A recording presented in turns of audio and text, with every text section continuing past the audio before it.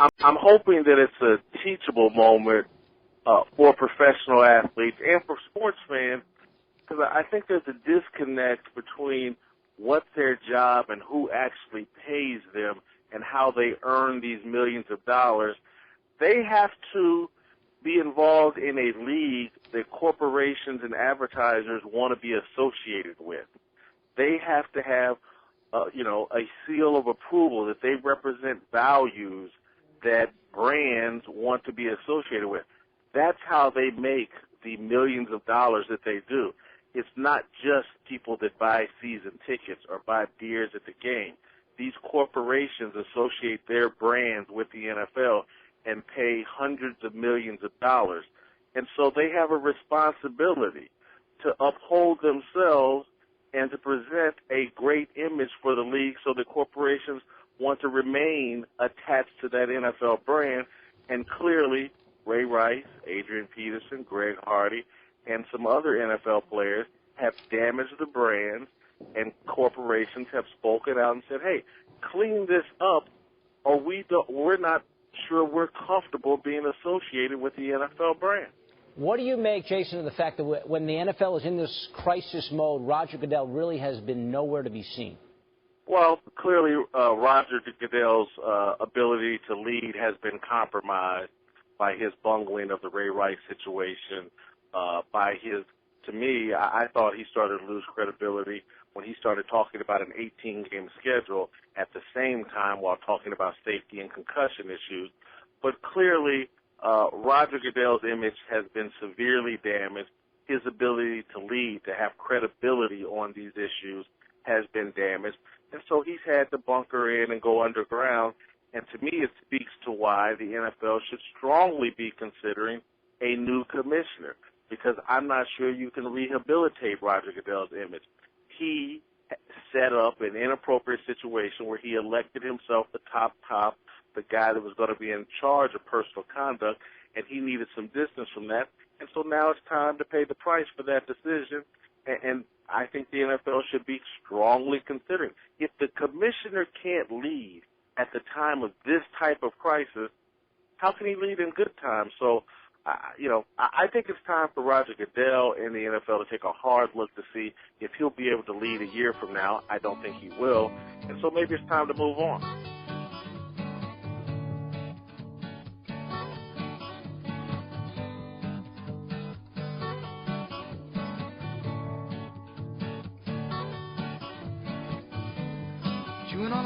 Jason Whitlock, was that ESPN? What was that courtesy of? Do you know?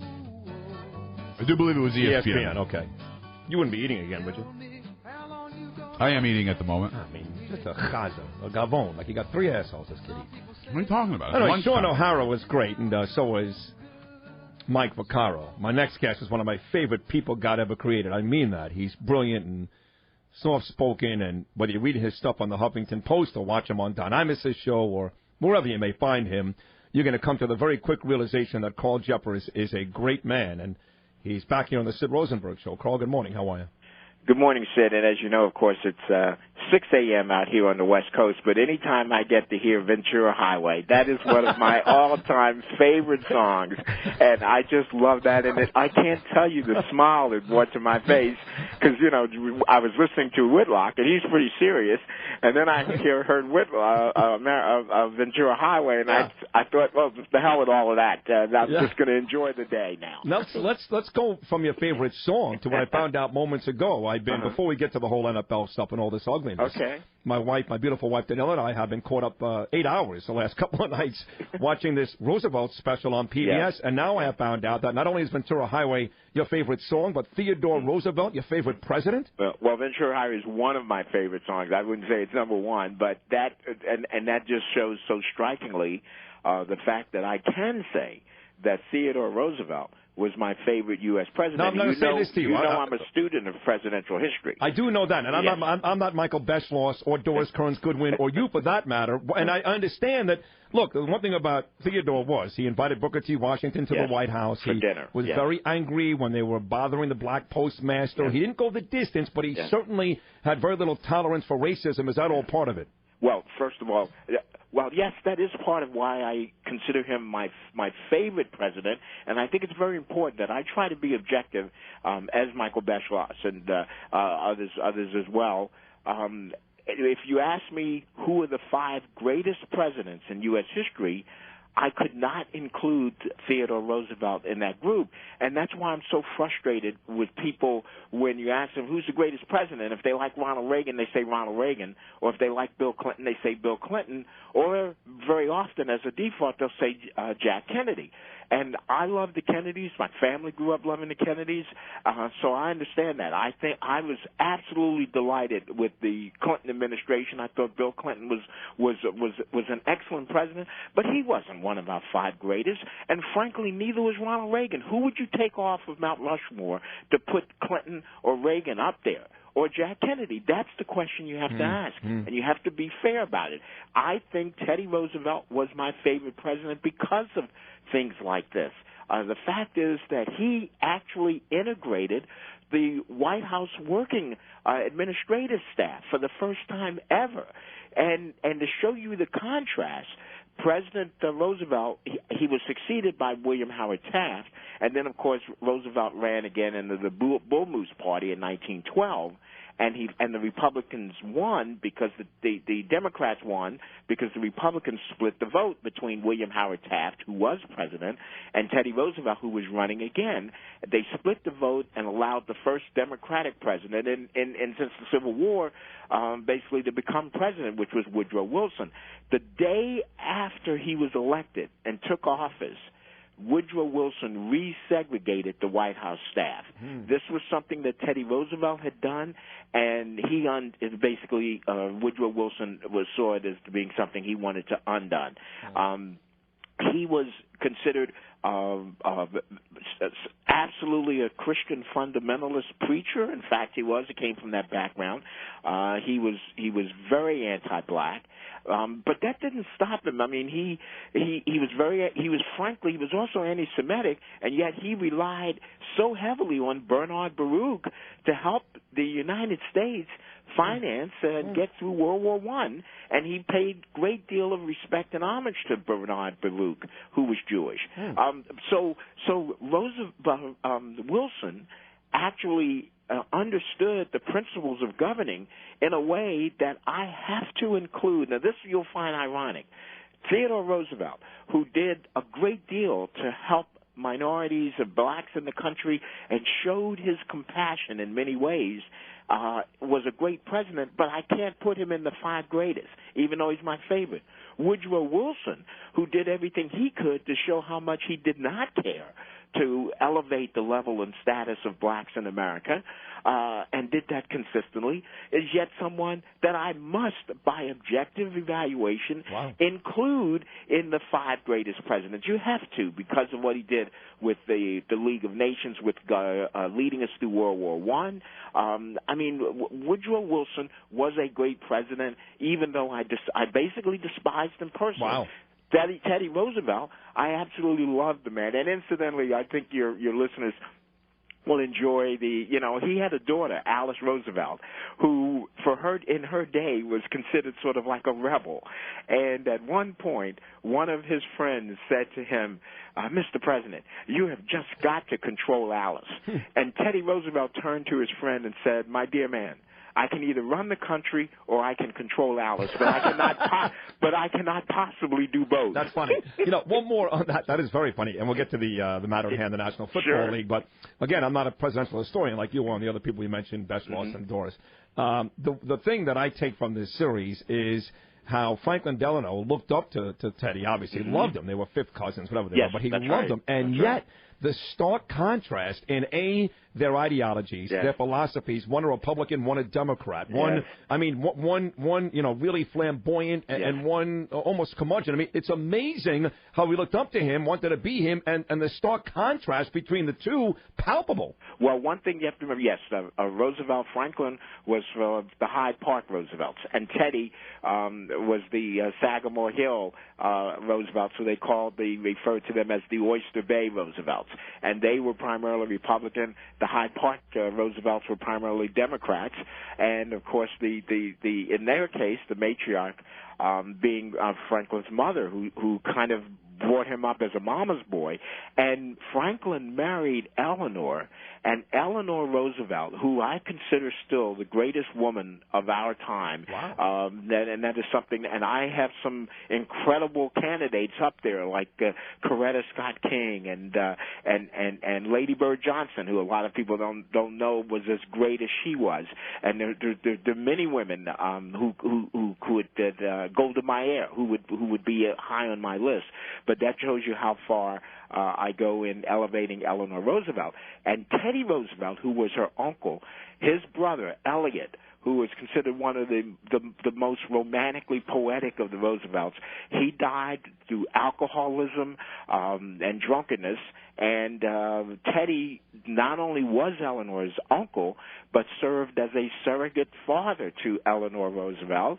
And it was so wonderful to see how Eleanor, on her own, progressed and so often referred to Teddy Roosevelt, who was there for her when she was older, an older teenager when her father died, and provided a role model for her. And when, even though we all talk about Franklin Roosevelt and his affairs with Lucy Rutherford, Lucy Mercer, the reality is when he met Eleanor, he fell in love with her immediately.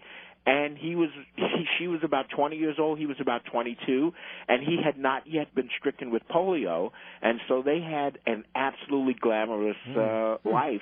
But the thing about both Teddy and Franklin, Sid, is that one of the reasons why they are so important to us, to history, to the U.S. history, and to the world, is that they both really led the country ahead of where the country was.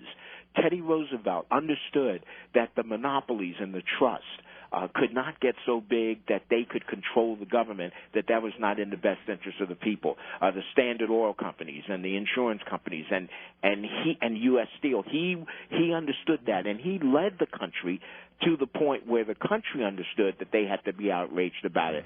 Teddy cared about Americans and about average working Americans, and what people don't realize is that what we take today for granted as presidential power and executive authority in the White House and in the executive branch did not exist when Teddy Roosevelt became president. And so for most Americans, the one newspaper summed it up, I think, amply. For that day and age, they said, what a fine thing for President Roosevelt to try to do something about the trust, even though it is none of his business. That's great.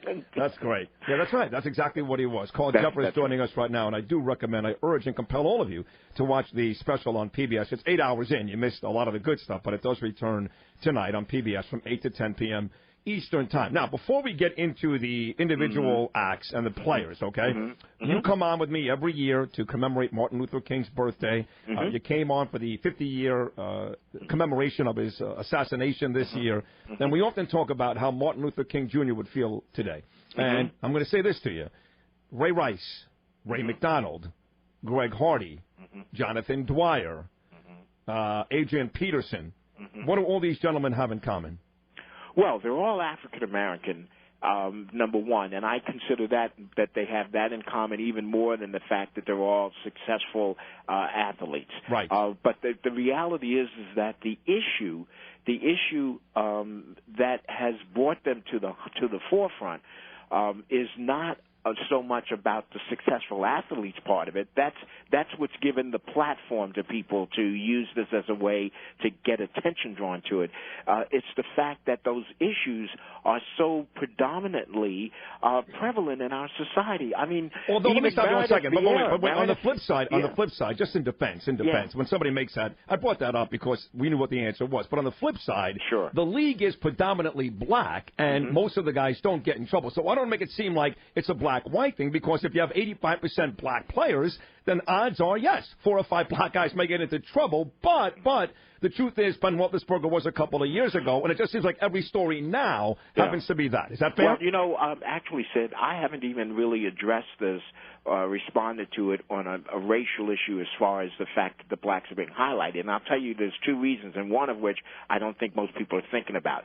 The first reason is that the overwhelming majority of the people who have been launching the attacks on Rice and the other athletes and who have been launching the attack on the NFL are predominantly liberal. They are people who support civil rights, support and have supported affirmative action over the years, who have supported diversity in the NFL and all organizations around the country, and who support the administration's efforts to try to institute economic justice and parity and liberal social legislation. So we're not talking about the situation that you have with Hispanics in the country who are responding to Republicans for what they feel is making them scapegoats and basically insensitivity and racial demagoguing on the part of, to them, conservative Republicans in the area of the immigration laws. So you're not talking about the same situation. So I haven't even been concerned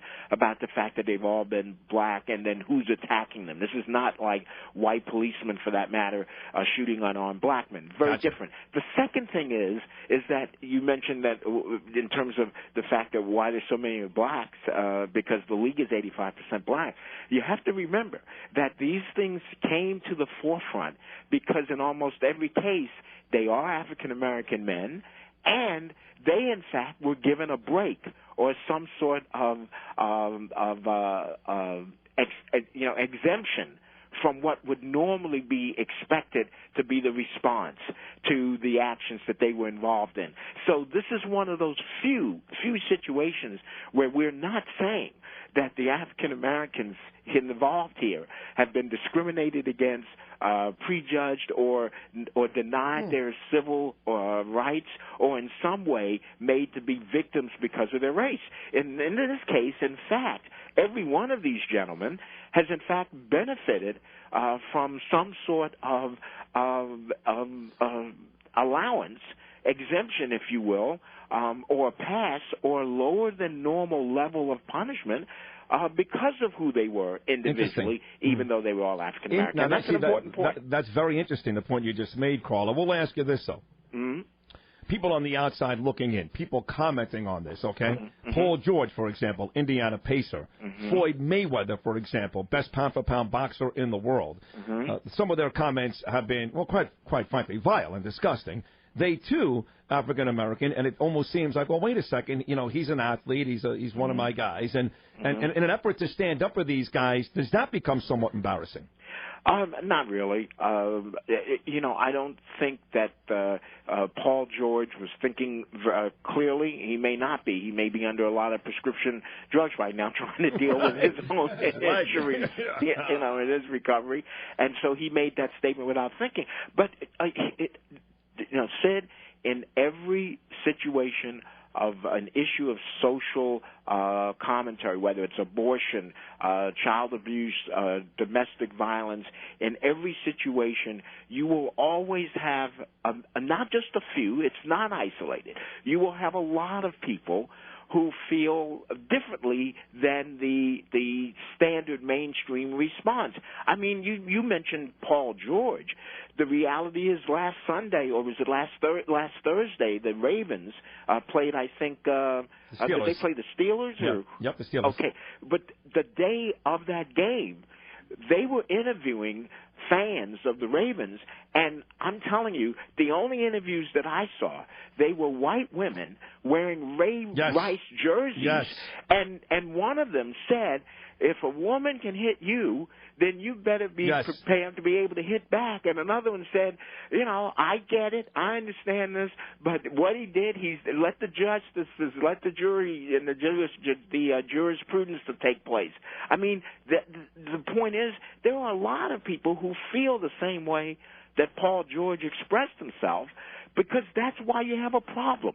because so many African American, and let's look at it even in the African American community, and you know very well that domestic violence is not limited to any one group. Meredith Vieira, who's from the Today Show and just has her own show, she announced yesterday that she was the victim of domestic violence, and she talked about why she stayed in the relationship so long. And we have this thing, this pattern that we've seen particularly in the African-American community where women have been abused horrifically by boyfriends or husbands, and when the police show up, they refuse to press charges. They do not want their spouse, boyfriend, husband arrested, and they don't want to press charges. I mean, this has happened repeatedly, and that goes on also in lower economic strata. Regardless of what color you are, what religion you are, what ethnicity, it seems to be something that, to hit it right on the head, is more prevalent among lower economic strata. And to refute my own example, when Meredith Vieira was talking about the period in her life when this was happening, she was not making the kind of money or at the level of success that she is now. And so, again, it is most prevalent, though, among lower economic strata. So I think that has to be dealt with. And let me say this, and I want all of our listeners to think about this for a while. I think we have to be careful before we start requiring the NFL to not only bring us entertaining football, but to also raise our families and serve as the Department of Social Services in the communities. I just think we have to be concerned about that. And the reason why I say that, Sid, is that if you really are upset about this, then why not go to the Justice Department? Remember I said that every one of these men had received some kind of a break, or they'd gotten probation, or it's been continued to allow them to finish their season, or all of these kinds of things that had happened within the jurisprudence of the country, within the judicial system. You don't see the Radisson Hotels or Nike or anyone else threatening to withdraw their support for the local police departments in any cities where the local prosecutors have been making the decisions not to prosecute these men, do you? No. In other words, the NFL is made to be in some ways the torch, the scapegoat, the lightning rod, the pioneering leader, and in fact, we cannot look to them to do more than what the general society. That is fair. You're right. Ray Rice should have been treated much more harshly by the local police in New Jersey rather than Roger Goodell and the NFL. I could not agree more with you. I'll tell you what was become annoying, though, is and Barkley made this point. And, I would hope that as human beings we evolve, Carl, which we do. And there are some things that, I got news for you, still work 100 years later or 40 years later, like the Bee Gees, for example. But there's some stuff that doesn't work anymore. And whenever I hear Adrian Peterson talk about what happened to him as a kid, as if that's okay to do that today, to me, it really, really angers me. It makes me even more angry. I know that you grew up in a household where I'm sure that you may have been spanked or even hit with a belt. I don't know, but I think you did tell Z-Mac that. But to use that as an excuse to do that when you become a parent is beyond idiotic. Actually, as a matter of fact, I think that you have the reverse effect. I was absolutely spanked and spanked regularly, and I mean, there were times when I was spanked so long that I remember times when my mother came down in the basement to stop the spanking, to interfere at her own peril. But look how it turned out. And my point is that the three of us, my brother also, we got spankings, and all three of us have made a way in the world because of the same parents who did the spanking, and in this case, the dad, who instilled in us desires and understanding of commitments and the desire to learn and stay in school and get education. That's what he felt was necessary to get the point across. Now, because of the severity of the spankings, I would actually recoil from doing that when it's justified. But I'm going to say this, and I'm glad I have this opportunity to say this. For all of those out there who read a couple of these books by these psychologists that grew up out in the suburbs and never even confronted any kind of difficult choices growing up in their lives, let me tell you something. You want to, by the same token, criticize and be concerned about young, what you call thugs, who may come into your house and steal your TV.